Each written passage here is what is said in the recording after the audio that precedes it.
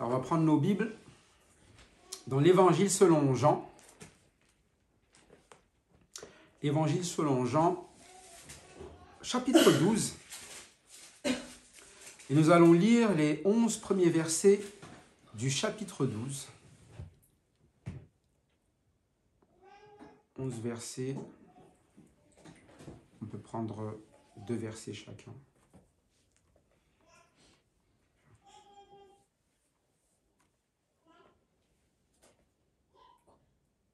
Deux versets chacun. On commence par l'application si ça cherche. 6 jours avant la Pâque, Jésus arriva à Béthanie, où était Lazare qui avait été mort et qu'il avait ressuscité des morts. Là, on lui fit un souper. Marthe servait et Lazare était un de ceux qui se trouvaient à table avec lui. Marie ayant pris une livre d'un parfum de nard pur de grand prix, oignit les pieds de Jésus et lui essuya les pieds avec ses cheveux. Et la maison fut remplie de l'odeur du parfum. Un de ses disciples, Judas Iscariote, fils de Simon, celui qui devait le livrer, dit: Pourquoi n'a-t-on pas vendu ce parfum 300 deniers pour les donner aux pauvres? Il disait cela non qu'il se mit en peine des pauvres, mais parce qu'il était voleur et que, tenant la bourse, il prenait ce qu'on y mettait. Mais Jésus dit: Laisse-la garder ce parfum pour le jour de ma sépulture. Vous avez toujours les pauvres avec vous, mais vous ne m'avez pas toujours. Une grande multitude de Juifs apprit que Jésus était à Béthanie. Ils y vinrent, non seulement à cause de lui, mais aussi pour voir Lazare qu'il avait ressuscité des morts. Les chefs des prêtres décidèrent de faire mourir aussi Lazare, parce que beaucoup de Juifs les quittaient et croyaient en Jésus à cause de lui. Donc ici, on a l'épisode qui se déroule après ce moment de... à la base, ils étaient dans la maison, quelque temps auparavant, en pleurs, c'était le malheur. Lazare était mort, Marthe était attristée, affligée, Marie était de même affligée. C'était des moments quand même, des moments de difficulté, des moments de douleur. Et Jésus est venu et a calmé la douleur, non pas juste en consolant avec la main, mais il a redonné ce qui manquait. Il manquait Lazare. Et Lazare, son absence, était la raison de la douleur de cette famille. C'est une famille que Jésus aimait particulièrement, c'est ce qu'il dit, Jésus les aimait.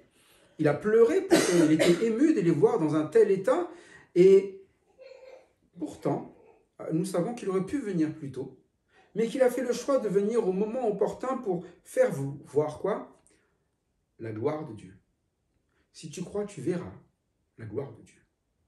Parce que le but de montrer la gloire de Dieu, c'était afin que la foule fasse quoi? Vous vous rappelez? Que la foule croit. C'est-à-dire qu'il y a un but, lorsque le Seigneur nous fait vivre des choses. C'est vrai qu'il y a des afflictions, c'est vrai qu'il y a des douleurs, c'est vrai qu'il y a des choses par lesquelles on n'aimerait pas passer, que ce soit les disciples Thomas, vous vous rappelez, il n'a pas envie d'aller jusque là-bas, il a peur de mourir. Et il décourage un peu les disciples, il dit, allez, on va mourir. Et puis, vous avez aussi Marthe et Marie, la même réflexion, si tu étais venu plus tôt. Si tu étais venu plus tôt. Vous voyez parfois ces mots qu'on se dit, si tu avais fait ça Seigneur, ou ceci, si tu m'avais empêché de, si tu n'avais pas fait. Et on blâme le Seigneur de nous avoir mis dans une situation. Et Lazare, Lazare, ça aurait été peut-être celui-là qui aurait pu le plus se plaindre, mais pourquoi je suis mort? Pourquoi? Bon, il était mort, il ne peut pas se plaindre.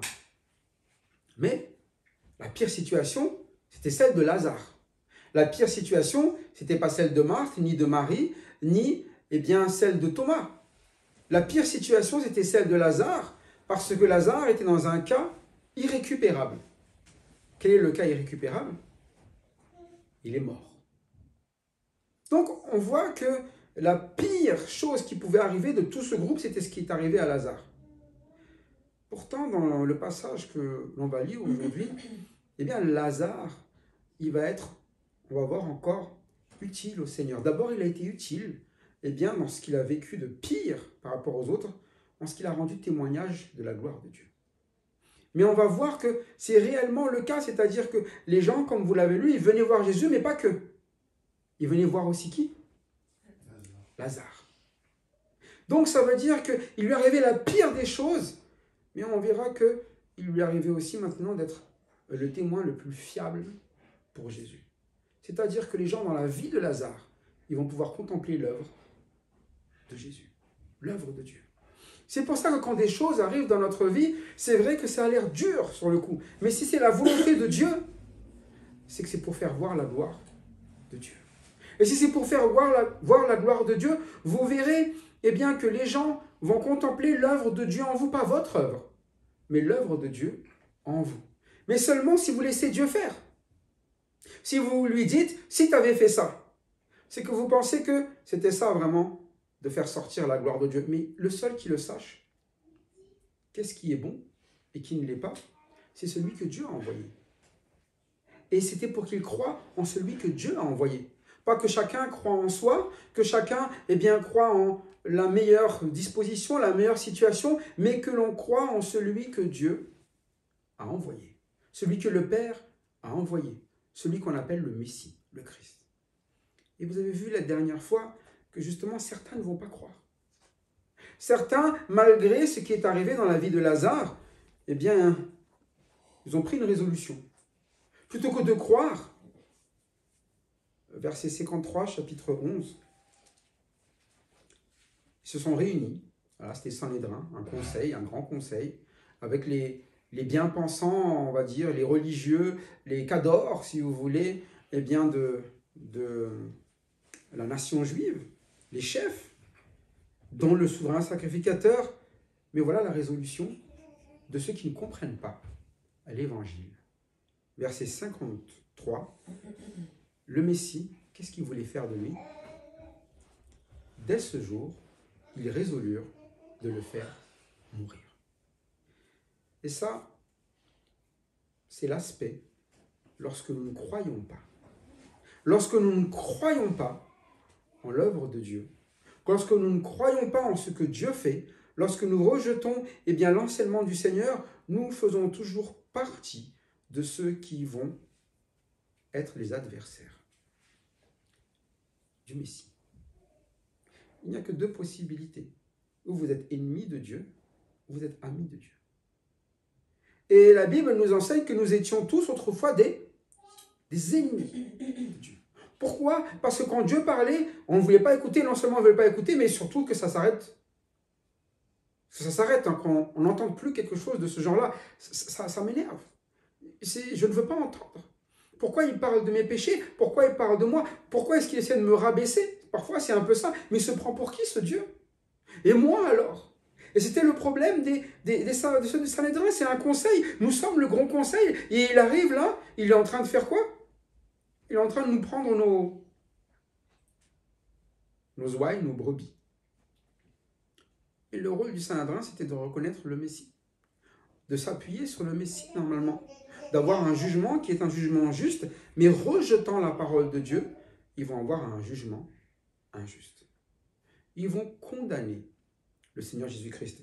Le verset 57 même, il est dit, « Or, les principaux sacrificateurs et les pharisiens avaient donné ordre que si quelqu'un savait où il était, il le déclare afin qu'on se saisisse de lui. » Donc non seulement ils voulaient le faire mourir, mais vous savez, c'est un peu comme dans le Far West, là. Ils ont déposé quoi là? Vous savez la petite affiche là? Vous mettez la photo et Wanted. Retrouvez-le. Retrouvez-le. Celui-là, vous me l'attrapez. Donc ils avaient vraiment une animosité envers Jésus. C'est un criminel normalement qu'on fait ça. Quand vous mettez cette affiche, c'est parce que la personne est un criminel. Donc pour eux, Jésus-Christ est un criminel. Pourtant, qu'est-ce qu'il a enseigné?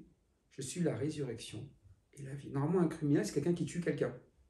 Quelqu'un qui ôte la vie de quelqu'un. Quelqu'un qui essaie de se débarrasser, qui fait du tort à quelqu'un.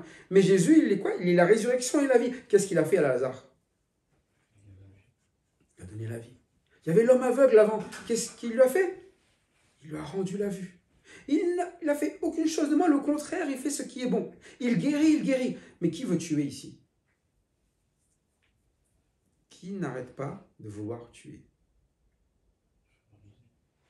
Pharisiens, les sacrificateurs, le grand sacrificateur, tous les élites et les chefs veulent se débarrasser, tuer.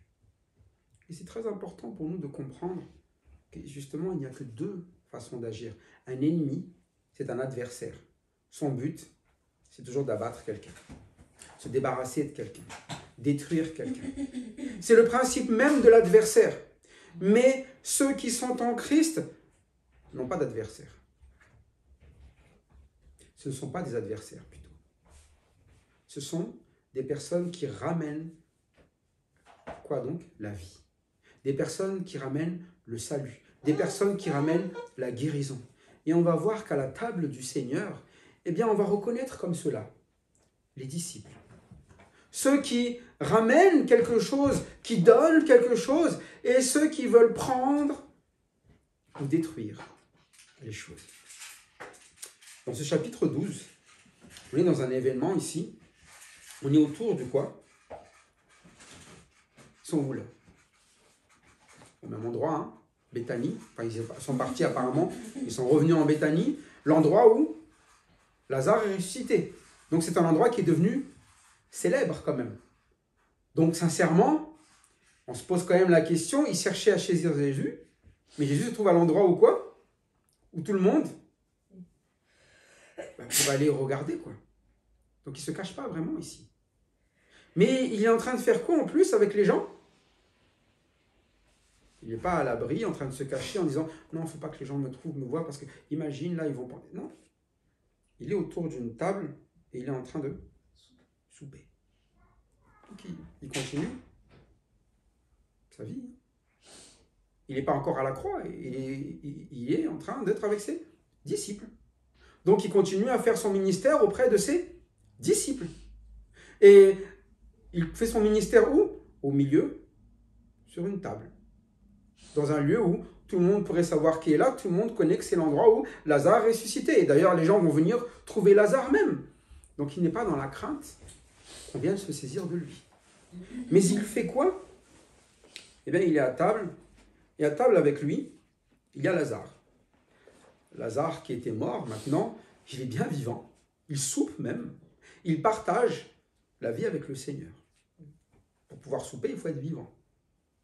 Et un vivant, il vit la vie normalement. Mais tous ne font pas la même chose à table. Vous vous rappelez, il y avait des personnes affligées, il y en a un qui était mort, mais on voit qu'ici, la table, chacun a ses propres activités. Vous avez Marthe, Marie, Lazare. Il n'y en a qu'un seul qui est assis à table de trois.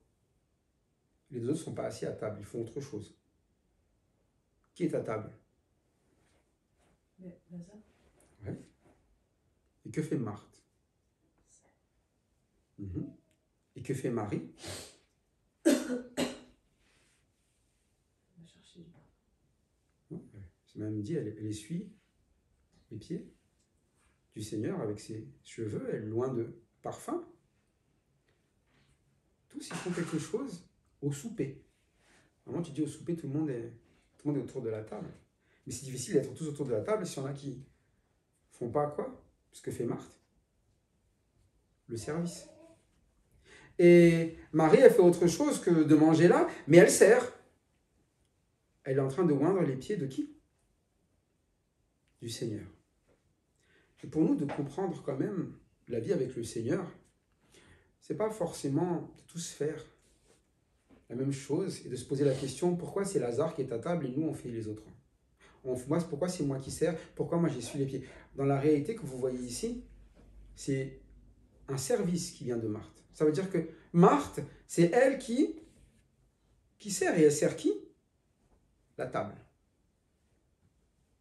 Donc, tous ceux qui sont sur la table, c'est son rôle de servir, c'est ce qu'elle veut faire et c'est ce qu'elle aime. Elle n'est pas en train de se plaindre. Elle sert. Et de comprendre qu'autour de la table du Seigneur, il y a ceux qui servent et le service n'est pas de se comparer par rapport à ce que font les autres, c'est juste de servir la table. Et parfois, eh bien, nous, on est plutôt à observer ce qui se passe sur la table et regarder ce que les autres font. Il y en a un qui faisait cela. Lui, regardait ce que les autres faisaient. Et il avait des choses à redire sur ce que les autres faisaient. Mais les autres faisaient quelque chose. Lui faisait rien. Lui, il regardait ce que vivaient les autres. Et c'est ce qui est écrit ici. Hein. Un des disciples, verset 4. Autour de la table, qu'est-ce qu'il fait? Fils de Simon, Judas l'Iscariote, celui qui devrait livrer, dit, « Pourquoi n'a-t-on pas vendu ce parfum de 300 deniers pour les donner aux pauvres ?» Donc, il est en train de se plaindre du service de qui, là? De Marie. Qu'est-ce qu'elle fait Marie, là? Marie, elle est en train de gâcher un livre de parfum. 300 deniers. Elle gâche de l'argent. Elle ne fait pas bien. C'est pas comme ça. Pourquoi elle fait... Et ça, c'est ce qu'elle fait autour de la table. Mais les autres, qu'est-ce qu'ils faisaient? Marthe, elle ne parlait pas, elle faisait quoi? Marie, elle ne parlait pas, elle faisait quoi? Ouais, elle servait aussi, c'est un service. Et qu'est-ce que fait Lazare? Il est assis à table à partager le temps avec le Seigneur. Et parfois, eh bien, nous, lorsque nous faisons les choses, nous nous comparons par rapport aux autres, nous regardons ce que les autres font. Mais dans la réalité, on devrait tous être comme Marthe, comme Lazare, comme Marie. Lorsque nous avons une tâche, quelque chose que nous faisons, que nous avons décidé de donner, que nous nous investissions dedans. Et Marthe, elle était investie dans le service. Et tout ce qu'on savait, c'est ça. C'est suffisant. Pas besoin de détails. On ne peut pas combien elle a servi, comment, qu'est-ce qu'elle a. On n'a pas demandé qu'est-ce qu'elle a servi comme plat, quel souper, ce qu'il y a dedans. C'est un service avant toute chose. Et pour nous de savoir que quand on est avec le Seigneur, eh bien on sert. Et Lazare, c'était un temps où il était assis, bon, à table, il soupe, mais vous savez que le Seigneur à table, il parle aussi. Il discute. Et nous sommes là parfois pour un temps aussi où il faut écouter, discuter. Et Marie, eh bien, elle vient offrir ce qu'elle a. Elle a offert quoi? Un livre de parfum. Et elle oint les pieds de Jésus. C'est quelque chose que Judas ne comprend pas. Parfois, eh bien, nous avons du mal à comprendre ce que c'est que vraiment le service. Et lorsque nous ne comprenons pas, eh bien, nous sommes plutôt à critiquer ce que font les autres plutôt que de servir nous-mêmes. Nous sommes en train de nous plaindre que chacun fasse son service. C'est lui qui est en train de faire le service. Pourquoi tu t'occupes de ce qu'il fait? À toi, tu dois servir. C'est comme si on va là, dans une église, et puis on se plaint. Oh oui, ils font ceci, ils font cela, machin, ils font ceci. Mais fais ce que toi, tu as à faire. Eux, ils font ce qu'ils ont à faire. En attendant, ils font. Mais que fait Judas? Il passe son temps à se plaindre. Et on pourrait se dire, bon, quand même, il se soucie des affaires de Dieu, quand même. Peut-être que Marie fait mal les choses. Et puis lui, dans un bon sentiment, il voudrait peut-être lui expliquer qu'il faut mieux faire les choses. Et c'est ce qu'il est en train d'essayer d'expliquer. Pourquoi on ne l'a pas donné? À qui il dit au verset 4? Aux pauvres. Il est gentil, Judas. Il pense aux pauvres. Et nous, là, on regarde d'un arrière-plan parce qu'on sait que c'est Judas. On se dit, ça c'est Judas, ça.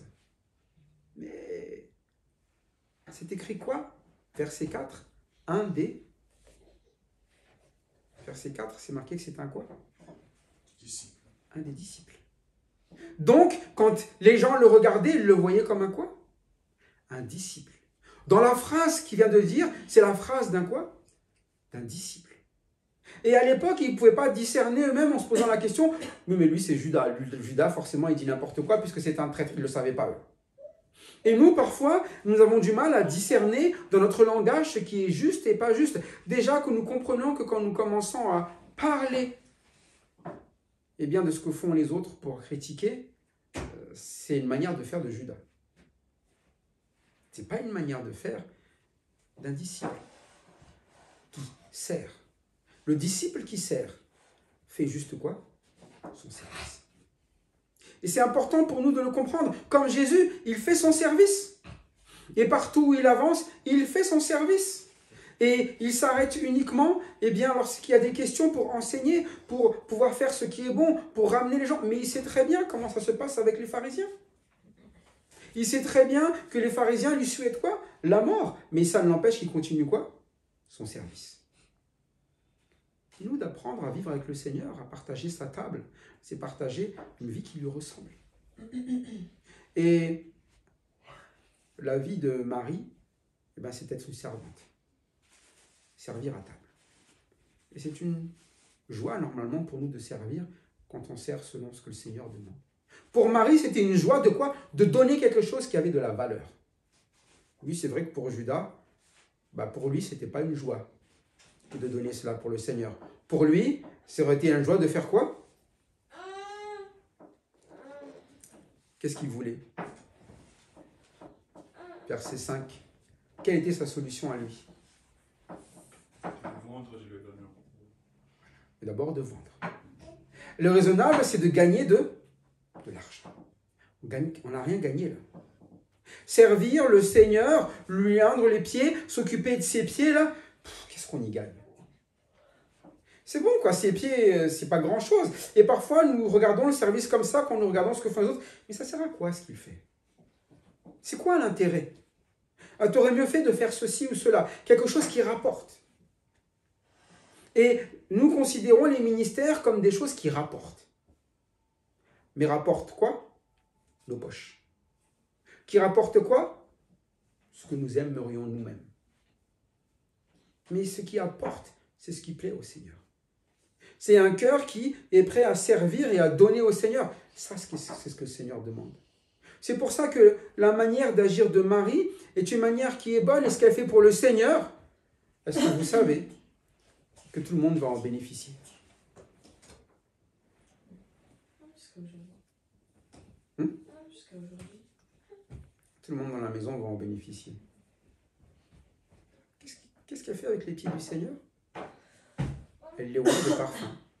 Elle les suit avec ses cheveux. Donc de sa propre personne, de ses propres moyens. Et ça fait quoi dans toute la maison? Ça sent quoi dans la maison? Dans toute la maison. Pas que les pieds du Seigneur. Donc au final, ça rapporte une bonne chose à toute la maison. Et franchement, quand vous êtes dans une maison que ça sent bon, c'est quand même une bonne ambiance, non? Ça fait du bien d'être là. Ah, c'est frais, c'est bien, ça sent bon. Et tout ça, mais pourtant, elle s'occupait de quoi? Des pieds du Seigneur. Et nous, on ne comprend pas souvent que s'occuper de ces petites choses-là, qui ont l'air inutiles, c'est ce qui va apporter ce qui est bon à tous. Et c'est ça, ici, le service. Marthe le faisait déjà, elle servait à table. Et Marie le faisait, elle servait le Seigneur pour quelque chose de particulier, mais ça va apporter quelque chose de bon à tous. Mais pour Judas, ce qui ramène quelque chose de bon, c'est quoi? L'argent. Le profit. L'argent. On peut faire du profit. Franchement, de l'huile, ça rapporte si on le vend. Mais dans une église, dans la vie avec le Seigneur, nous ne sommes pas là pour faire du profit. Nous ne sommes pas là pour gagner quelque chose pour notre compte. Ça, c'est la manière de faire de celui qui a le nom d'un disciple, mais qui n'est pas en train de vivre la vie d'un disciple. Et vous regardez bien dans ses intentions, dans son langage, ses intentions, il y a une énorme différence. Et il a dit, je vais le vendre pour le donner aux pauvres. Mais dans sa tête, il avait déjà une autre façon de penser. Quelle était sa façon de penser? Quelque chose que les gens ne voyaient pas. Personne ne voit ce qui se passe. Mais c'est quoi sa façon de penser? Il dit cela, non qu'il se mettait en peine pour les pauvres. Donc c'est juste de la tchatch, comme on dit. Hein? Mais la réalité, c'est quoi? Mais parce qu'il était voleur. Et que, tenant la bourse, il prenait ce qu'on nous mettait. Donc le profit, c'est pas pour les pauvres, c'est pour qui? Donc il pensait à son intérêt. Je vais pouvoir gagner des sous si on vend ça. Et vous savez, le problème, lorsqu'on parle d'être un disciple n'est pas là pour chercher son intérêt. Un disciple est là pour suivre Christ, pour chercher la volonté de Christ. Et vous avez Marie qui fait quoi? Qui fait ce qui est bon, qui fait ce qui est agréable. À qui? À Christ. Mais qui en bénéficie? Dans l'odeur, en tout cas, c'est toute la maison. Et le service de Marthe, c'est parce que le Seigneur peut-être était là, elle sert pour le souper, mais au final, tout le monde sera servi. Mais lorsqu'on cherche pour notre profit, eh bien, on part dans une direction qui est la mauvaise et qui est celle de Judas. Lui, il fait cela pour gagner de l'argent. Et l'argent, ça va être au final ce qui va l'amener aussi à quoi? À livrer Christ. Donc, c'est vraiment ce qu'on appelle un adversaire. L'adversaire, on répétera toujours, c'est celui qui s'oppose à Christ, à la volonté de Christ, à la parole de Christ. Mais ceux qui sont proches de Christ, les vrais qui sont dans la table, c'est ceux qui servent, selon ce que le Seigneur a donné comme part à chacun.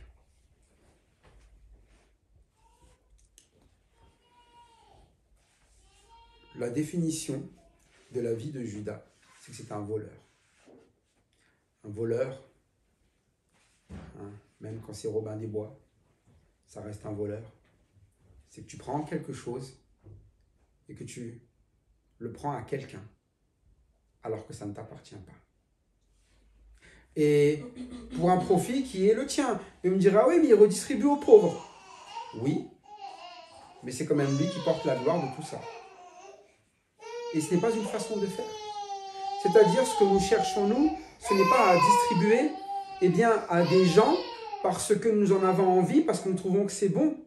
Nous allons faire simplement les choses parce que le Seigneur nous demande. Et là, le Seigneur, il dit quoi par rapport à Marie? Laisse-la garder ce parfum. C'est quoi?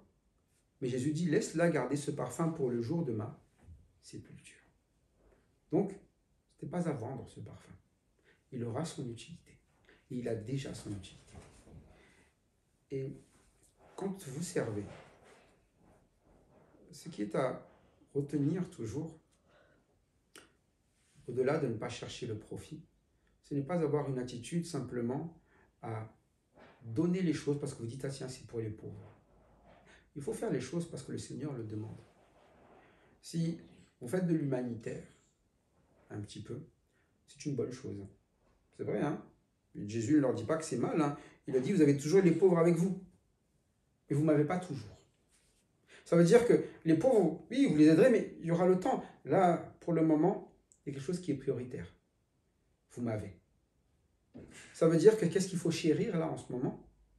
C'est les moments où le Seigneur Jésus est là. Ce que le Seigneur Jésus montre, ce que le Seigneur Jésus fait. De l'avoir autour de cette table. Et ici, pour Marie, ça va être de quoi? De loindre ses pieds. Pour Marthe, ça va être de quoi? De servir. Pour Lazare, ça va être de quoi? D'être à table avec lui. C'est un temps.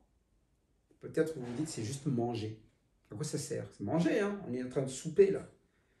Mais tous ces moments que le Seigneur nous demande de vivre sont toujours utiles.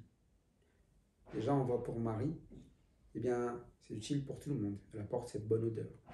On voit pour Marthe, elle sert tout le monde. Mais on voit pour Lazare. Lazare aussi, il a son utilité. Même s'il est assis à cette table-là, à côté du Seigneur, et vous dites, mais il ne fait rien, il fait que rester à côté du Seigneur. Mais c'est peut-être là sa part. Restez juste à côté.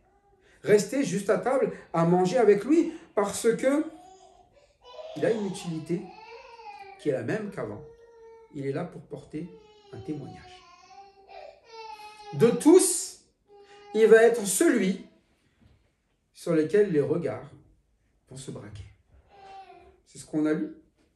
Une grande multitude de Juifs apprirent que Jésus était à Béthanie et ils y vinrent. Non pas seulement à cause de lui, mais aussi pour voir Lazare qu'il avait ressuscité des morts. Donc quand les gens viennent voir, ils le voient lui, ils voient Lazare, et quand ils voient Lazare, là, en train de manger, en train de faire tout ce qu'il a à faire, c'est qu'il est bien quoi? Il est bien vivant. Alors que tout le monde a su, tout le monde était là pour consoler Marie, Marthe, parce qu'il était bien quoi? Mort. Et les gens sont venus voir l'œuvre de Jésus-Christ. De voir que ce que fait Jésus-Christ est vraiment quoi? Vrai. Et ça, c'est un service. Le service n'est pas ce que vous êtes capable de faire. Le service, c'est l'œuvre que Dieu fait en vous et qui est capable d'être utile aux autres.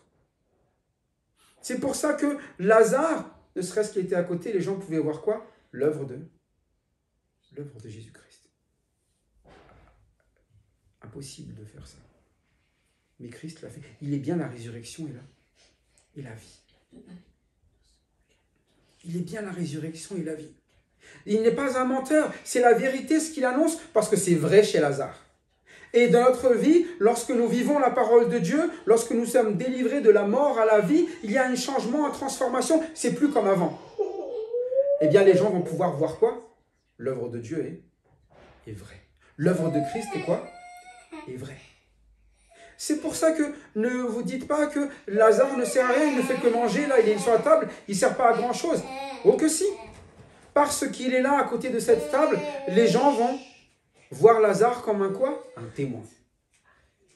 Et c'est important, lorsque vous écoutez la parole de Dieu, que le Seigneur transforme votre vie, c'est le service, pour que vous soyez des quoi? Des témoins. Laissez l'Esprit de Dieu agir, montre que vous êtes des témoins de ce que les autres puissent voir quoi? Avant, il était mort, maintenant il est quoi? Il est vivant. Et c'est vrai qu'il est vivant. Regarde, il mange même. Manger, c'est basique. Hein. Et parfois, il y a des choses, c'est basique, qu'on vit dans la parole de Dieu, mais le fait de le vivre, les gens sont très étonnés, mais avant, il ne faisait pas ça. Avant, il ne comprenait pas ça. Avant, il n'avait pas cette attitude. Avant, il était mort. C'est pour ça que, eh bien, contrairement à Judas, les disciples étaient transformés. Judas, lui, il est resté un quoi? Judas était un voleur. Et il va mourir en voleur. Il n'aura pas changé. Il piquait dans les caisses, il vivait pour l'argent, et à sa mort, il n'aura pas changé. C'est en cela que c'est un disciple qui est faux. Un disciple, c'est quelqu'un qui est transformé pour devenir à l'image de son maître. Et quand vous voyez les apôtres, quand vous regardez leur vie, vous regardez dans Actes, ils ressemblent de plus en plus à qui? À leur maître. Prêts à donner leur vie. Prêts à faire ce qui est bon partout où est-ce qu'ils sont. Et ils ne sont pas là, eh bien, pour regarder ce que les autres font. Ils font ce que le Seigneur leur a donné de faire. Vous avez déjà vu les apôtres user de concurrence? Qui sera le premier à Corinthe? Qui sera le premier à... Ça ne se passe pas comme ça. Hein. Chacun fait son ministère. Quand Pierre a vu débarquer Paul, il a dit quoi par rapport à Paul? Toi vers les païens, nous on va vers les juifs. Et ils ont la main d'association. Chacun fait son ministère.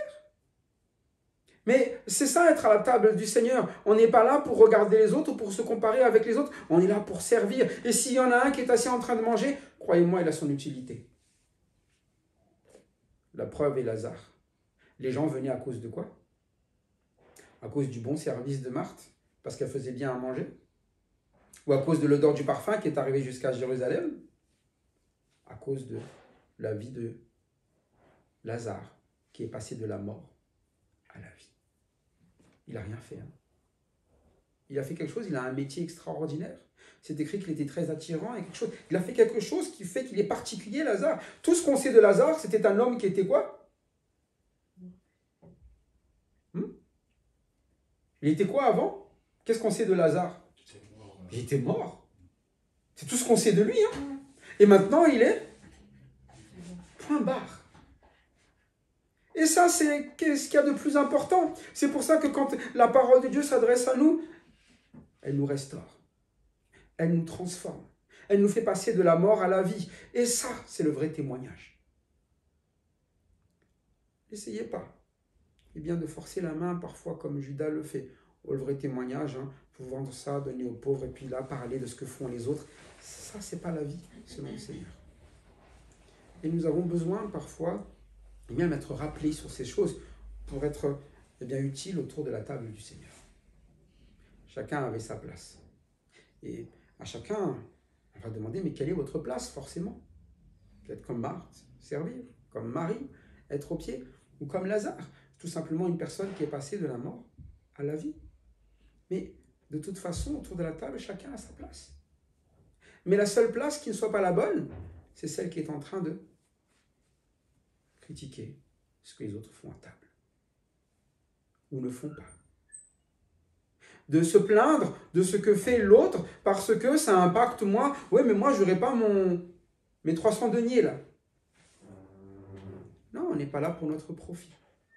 On est là pour la gloire de Dieu. Que la gloire de Dieu paraisse. Et la gloire de Dieu, eh bien, elle était visible dans la vie de Lazare, tout simplement parce qu'il est ressuscité.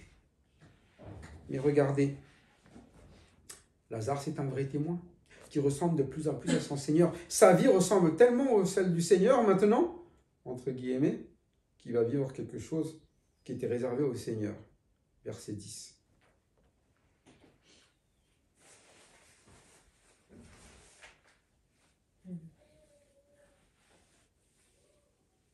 Qu'est-ce qu'il va vivre Lazare, verset 10?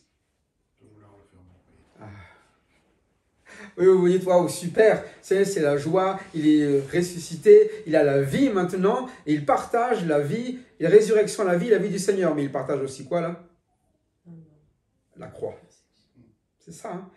Puisqu'il témoigne, puisque sa vie rend gloire à Christ, il va aussi quoi? Souffrir pour ça. Et ça, il faut que nous le comprenions. Quand on parle d'être un disciple, oui, on parle de rendre gloire, on parle de rendre témoignage, mais jusqu'au bout. On souffrira aussi. C'est ça, porter sa croix. Et Lazare, il a fait quoi pour ça? Il est juste passé de la mort à la vie. Donc, il n'a rien fait à personne. Hein.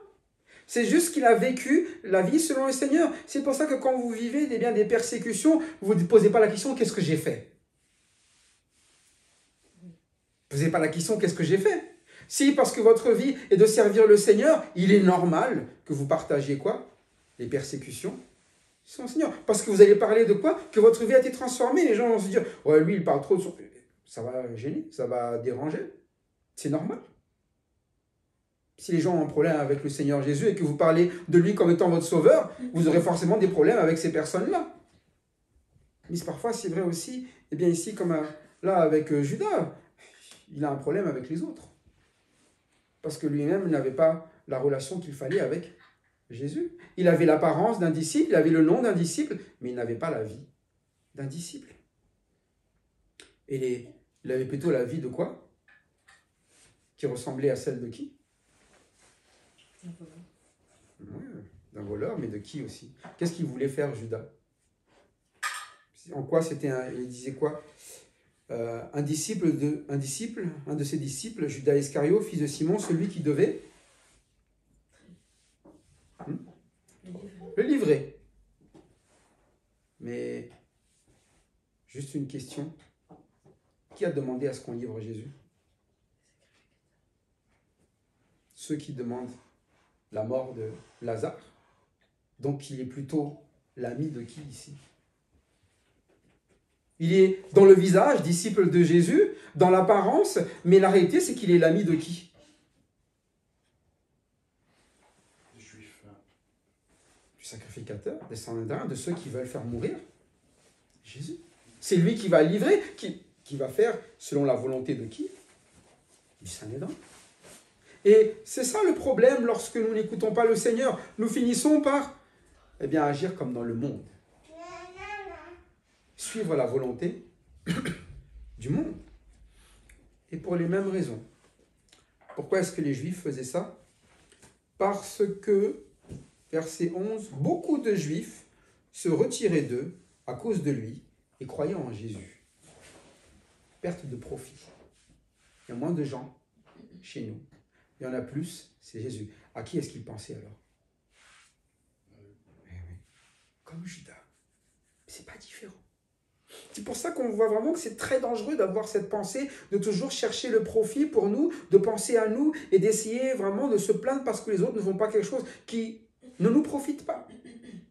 C'est très dangereux parce qu'on devient de quoi après? Des adversaires.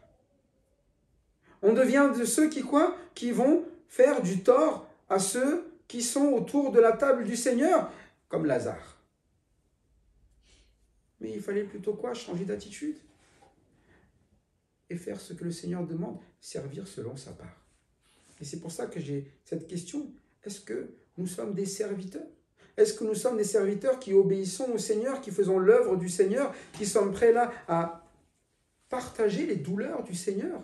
Ou nous cherchons notre profit, des gains pour avoir notre reconnaissance immédiate ici-bas?